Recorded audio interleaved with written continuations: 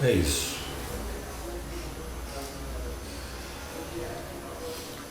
Pode ir? É isso. Eu acho que é só agregar que nessa questão da desqualificação, né, o si mesmo está pedindo uma superação nossa. Quando a gente é desqualificado, quando a gente desqualifica, né, está pedindo que a gente supere alguma situação de menos-valia, alguma situação de valor, sabe, que não está realizada dentro da gente. Agora, eu queria lembrar um pouco o seguinte, é claro que a gente está tentando conversar sobre assuntos muito complexos. As dinâmicas da alma não são coisas simples. Toda vez que alguém me diz que nós somos seres muito simples, eu falo, eu não acho não.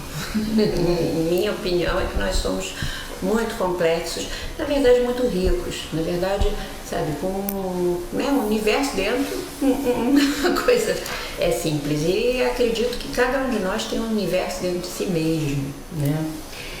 Então, nessa complexidade, quando a gente tenta conversar, a gente reduz essa complexidade para que a gente possa compreender um pouco mais, não é? É impossível falar, eu acho que das dinâmicas da alma sem reduzir um tanto dessas dinâmicas. Eu queria chamar a atenção disso um pouquinho, né? Quase sempre dentro da gente, esses assuntos que a gente está falando aqui se misturam. É muito comum, como eu tinha falado de início, por exemplo, o ciúme está muito ligado a uma questão de menos-valia, né? Então, essas coisas elas se juntam. O que a gente está tentando fazer é meio que simplificar para a gente ter uma compreensão mais profunda, assim. Claro que também todos esses assuntos que a gente está falando, ciúme, desqualificação, abandono e tal, eles podem vir de outras emocionalidades que a gente não está tocando aqui. Mas o que a gente está querendo pegar é o sentido, vamos dizer assim, sélfico, né, de inteireza dessas experiências que todos nós vivemos em algum momento da vida. Não tem quem não passe por elas, né? Então, o nosso terceiro assunto seria o abandono, que é aquela coisa que a gente conhece também, né? Todo mundo já viveu ou já fez, né? Eu sempre fui, né? Encheu meu saco, não aguento mais, não quero mais saber, não estou aguentando, foi embora, né? É claro que eu acho que, no fundo, o abandonante ou o rejeitador, né, ele tá lidando com uma questão que ele não está sabendo lidar com aquela situação. Porque, né, nessa atitude assim tão explosiva ou agressiva, tem uma fala de dizer assim, olha, não sei, não estou sabendo lidar com isso, né? E tudo isso, esse não saber lidar, né, denuncia que ele está precisando pedir uma ajuda, né, para aprender a lidar com as coisas. Porque esse tchau, fui, não quero saber, você, sabe, não estou com paciência mais com você, esse tipo de coisa, é bem diferente de uma outra atitude, né, que seria mais ou menos assim, nossa, né, a gente viveu isto aqui. Isso aqui que a gente está vivendo, isso é a nossa relação, o que aconteceu agora, o que vem acontecendo, fez com que eu me modificasse. E eu não estou entendendo direito quem eu sou agora. Então, eu estou precisando de um tempo, que eu não sei quanto tempo para me rever, para ver quem eu me tornei a partir da nossa relação, né? Essa coisa do abandono, no fundo, tem essa situação de uma necessidade de revisão de si por debaixo, né? O lado imaturo não vai conseguir dizer isso de uma forma mais consistente, mas quando se dá um amadurecimento, eu acho que é exatamente isso que acontece. E com certeza, né, nessas situações, a pessoa que foi abandonada, ela também está precisando de um tempo, de um período para fazer uma avaliação de si, para perceber qual é o seu valor, o que ela quer, quem ela se tornou também a partir daquela relação. Só que muitas vezes, quase sempre nas relações, um tem uma atitude muito ativa e o outro é mais passivo.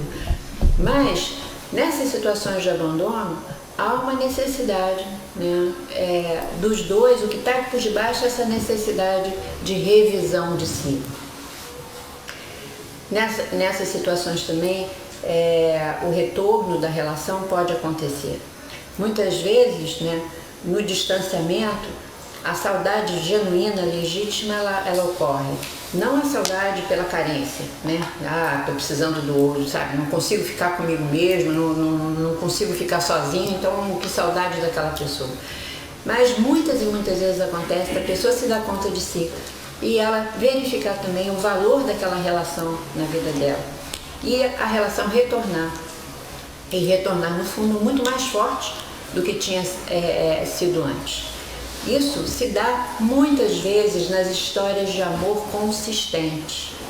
Mesmo naquelas histórias de amor em que não há vamos dizer assim, um afastamento físico total, né? Mas dentro de uma relação de intimidade, quantas vezes a gente precisa ficar longe do outro um pouco para a gente poder elaborar, fazer a nossa própria elaboração, né? Um diálogo profundo com a gente mesmo. E às vezes também esses espaços de tempo necessários acabam deixando claro que a relação acabou mesmo e que depois dela vai ter que vir um adeus. Mas esse tempo necessário, né, para essa reavaliação é uma coisa que caminha junto com a construção das relações, né? Eu acho que uma das coisas aqui do Amor Singelo é a gente entender o amor como uma construção, né, o tempo inteiro.